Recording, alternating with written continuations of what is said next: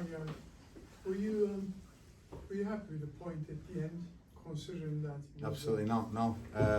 The Swansea goal's handball, blatant handball. If you watch the replays, hands out, it hits his hand, goes in. The referee's missed it. The assessors just said to me, it is, but we couldn't really see it without VAR. His hand's out. The rugby green's going against us at the moment because we deserved a lot more out of that game tonight. I will put something extra there though. We must hit the target more. We must work the opposition keeper more. We're creating too many chances now, and we need to do that. Lyndon's fantastic header there was that moment of brilliance in a game where we should really be scoring more goals. I think with the crosses, we've got to be better. They're getting on the end of things. We've got to be better. Hitting the target's got to be better. But we're creating chances, and that's a good thing. Some teams don't create chances. Some teams are struggling. We're creating plenty. We've just got to finish them off now because we're playing a style that the boys are really enjoying. We've got a good identity about us, and again at the end, the final whistle, I think you saw about 7 or 8 boys just collapse on the floor. They've emptied the tank again for me, which is fantastic. So disappointed we didn't get more out tonight, but it would have been an absolute travesty if we hadn't got a point. Gareth, was Jack Colback suspended, and you sort of I guess you went with the aggressive move in bringing Chris Willock in his place and playing sort of Andre Dezelle and Sam Field in central midfield. Was that sort of reflection of, I think you've been saying that you're hoping to bring sort of the fear back here. Is that a reflection of trying to be on the front foot against a Swansea team that's sort of winless? Absolutely. I mean, you look at the changes as well, I think they were all aggressive changes. Lyndon Dykes, Charlie Kelman, Ryan Colley, just putting forwards on. I think we've got to get some respect for going for it. But again, the players deserve all the plaudits tonight. They never gave up. They never stopped believing. And I think that 5 more minutes would have won that game 2-1. Just scored a little bit late.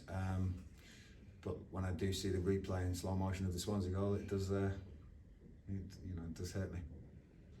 And I guess it seemed as well like you sort of got that reaction from the fans tonight as well. The reaction's been there, There's maybe some conspiracy theories going online that the fans are not happy. I think the majority are. Points haul isn't what we wanted, but I think performances have been great and endeavour, chances created. It's just now hitting the target. Can we finally seal the deal on a few of these? Because we're creating too many. We're getting in good areas too many times, not to make it count. And I was pleased. I thought there was some fantastic performances tonight, and Lyndon was brilliant when he came on. Great header. He was obviously probably not happy not to be starting. Sinclair's been in great form, but Lyndon's come on and done what he does best. And I'm expecting both of those players to be in double figures this season with the chances we're creating. You say sort of points were not where you want, and obviously not the 3 points tonight, but is it? Did you look on it the positive, sort of that late rally, because you plenty of momentum ahead of Friday? Listen, if that result had been 1-1 and Swansea had scored at the end, it would have been a total different feeling. It's always nice when it goes that way around, but you'd rather win one and lose one than draw 2.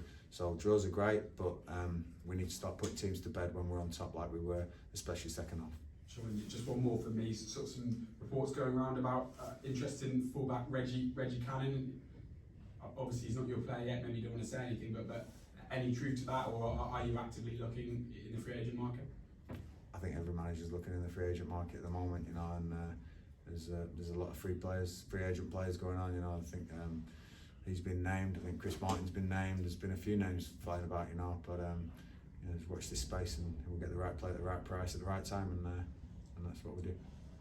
Gareth, you know Michael quite well. What do you make of his Swansea City side?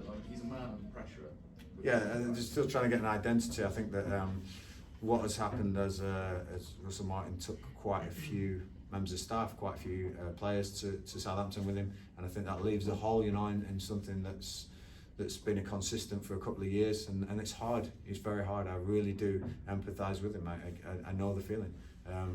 I'm 6 months in, or 7 or 8 months in, and still not getting where I want to be. So Michael taking over at the start of the season with a lot of work to do.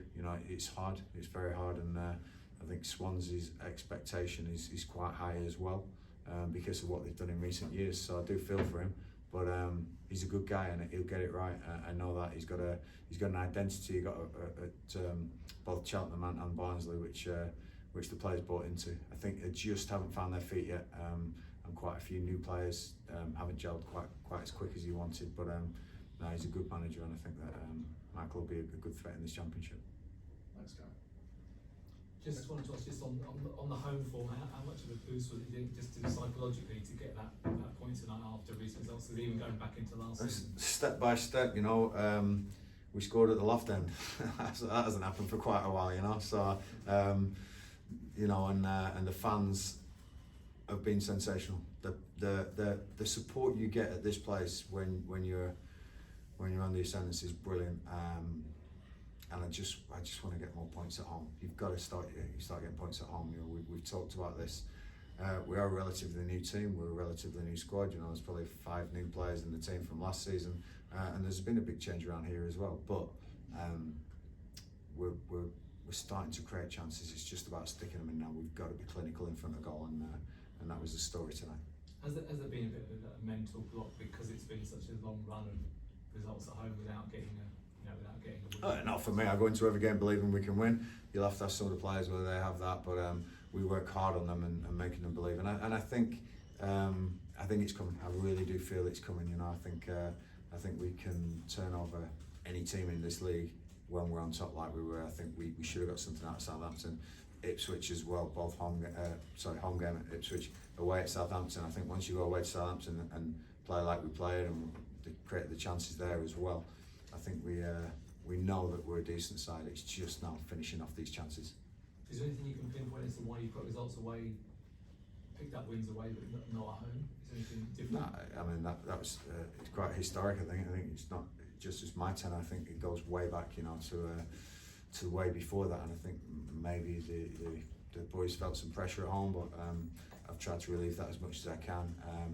And I'll actually say now that the fans are not putting pressure on us. The fans are right behind us. So, to be fair to the fans, they deserve the wins to come, and I'll be working really hard. We work really hard on the finishing.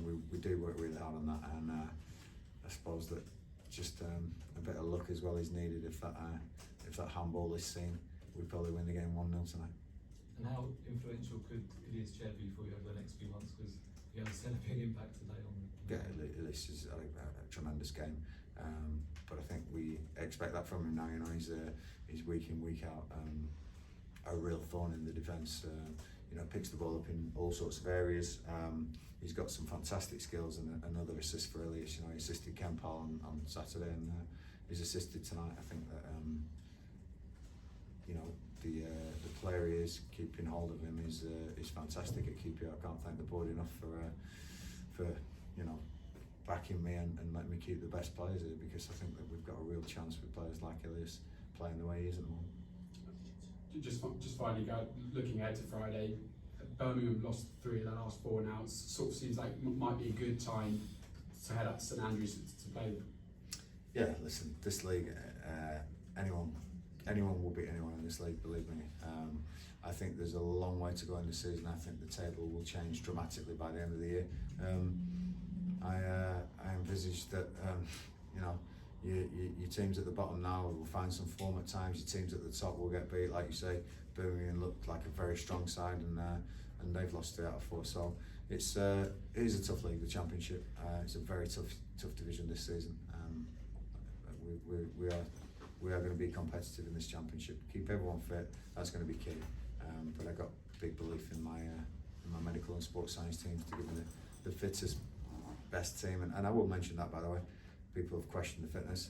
I think the way we finished the game today was, you know, we were head and shoulders running wise and stats wise, and I think we were head and shoulders above Swansea at the end of the game there, and that was nice to see, because we've had to do it slowly just because of the injury crisis we had last year. We've put it down to certain things. Ben Williams has come in and sort of just eased us towards our fitness, and I think you're going to see the fruit of that in the next few games. Let's go. Okay. Thanks.